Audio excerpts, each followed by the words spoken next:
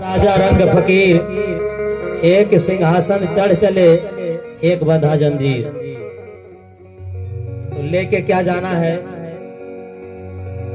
जो हमारे कर्म है, पुण्य है, जो दान पुण्य किए रहेंगे, जो भजन कीर्तन किए रहेंगे, पूजन अर्चन किए रहेंगे, वही साथ में जाएगा और खाली कुछ जाता नहीं है।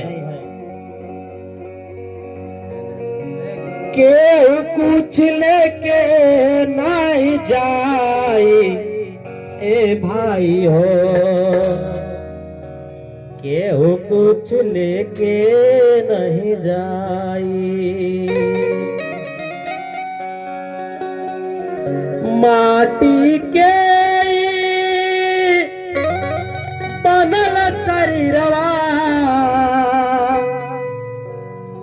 माटी में मिल जाइए भाई हो, केहू कुछ लेके नहीं जाई, केहू कुछ लेके नहीं जाइए भाई हो, केहू कुछ लेके नहीं जाई।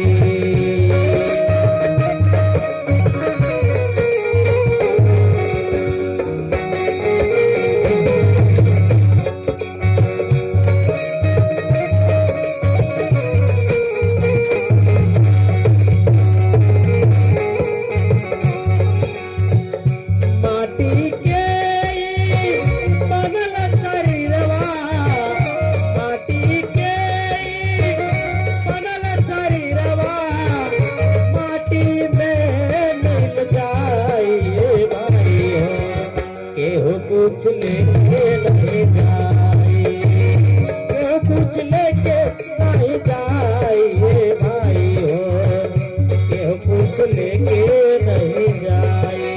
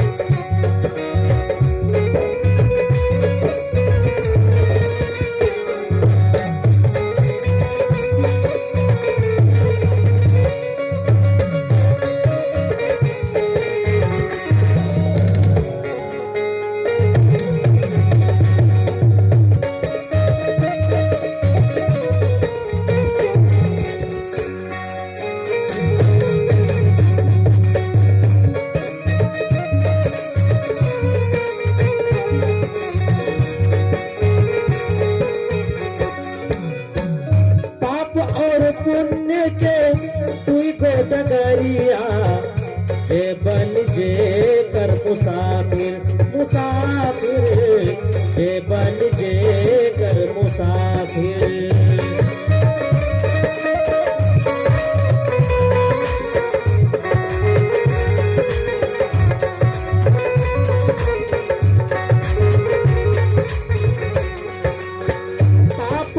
पुण्य के तुई को डगरिया, जे बन जे कर मुसाफिर मुसाफिर, जे बन जे कर मुसाफिर।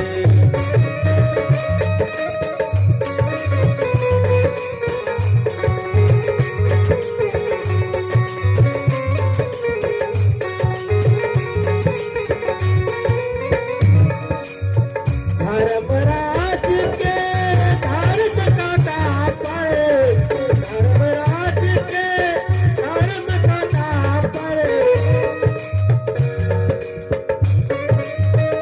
बेटी बनी तो लाइए भाई हो, केहू कुछ लेके नहीं खाई, केहू कुछ लेके